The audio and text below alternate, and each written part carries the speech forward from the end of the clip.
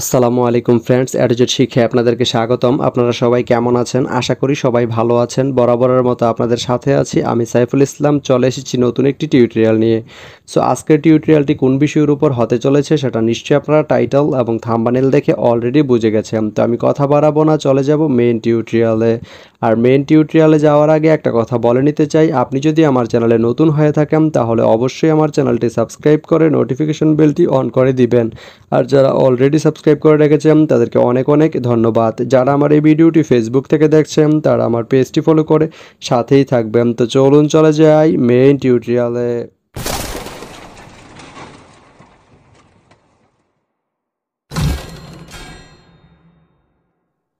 তো বন্ধুরা, আজকে আমরা জানবো আপনি 5বিবি থেকে জয়পুরহাট যেতে কোন কোন ট্রেন রয়েছে, সেই ট্রেনগুলো ছাড়ার নতুন সময়সূচি, বন্ধের দিন এবং গিয়ে পৌঁছতে কতক্ষণ সময় লাগবে বিস্তারিত। আমি যদি আপনাদেরকে ট্রেনের সময়সূচিগুলো বলে দেই, আপনি 5বিবি থেকে জয়পুরহাট যেতে প্রথমেই যে ট্রেনটি রয়েছে সেটি হচ্ছে একতা। একতা ট্রেনটি 5বিবি থেকে ছাড়বে রাত 1:17 এবং এটি জয়পুরহাট গিয়ে পৌঁছবে রাত 1:28। এই ট্রেনটির কোনো অফ ডে নেই।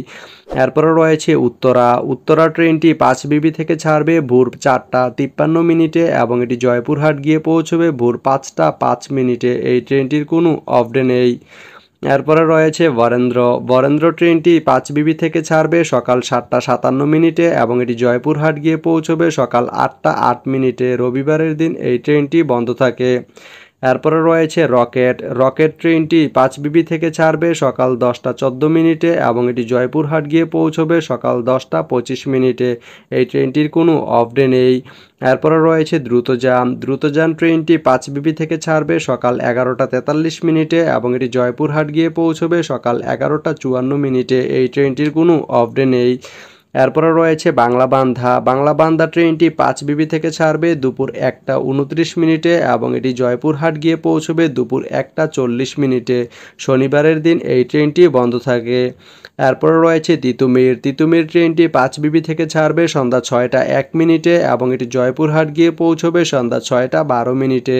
বুধবারের দিন এই ট্রেনটি বন্ধ থাকে। তো আপনি 5বিবি থেকে জয়পুরহাট যেতে এই 7টি ট্রেনের যে কোনো একটি ট্রেন ব্যবহার করতে পারেন। তো ভিডিওটি কেমন লাগলো অবশ্যই কমেন্ট করে জানাবেন। আর ভিডিওটি যদি ভালো লেগে থাকে বা আপনার কোনো উপকারে এসে থাকে তাহলে ভিডিওতে একটা লাইক করে দিবেন, কারণ আপনার একটা লাইক আমাকে অনেক ইন্সপায়ার করে নতুন নতুন আরও ভিডিও বানাতে। তো ধন্যবাদ সবাইকে ভিডিওটি এতক্ষণ ধৈর্য ধরে দেখার জন্য। ভালো থাকবেন, সুস্থ থাকবেন, অ্যাডজেট শিক্ষার সঙ্গেই থাকবেন।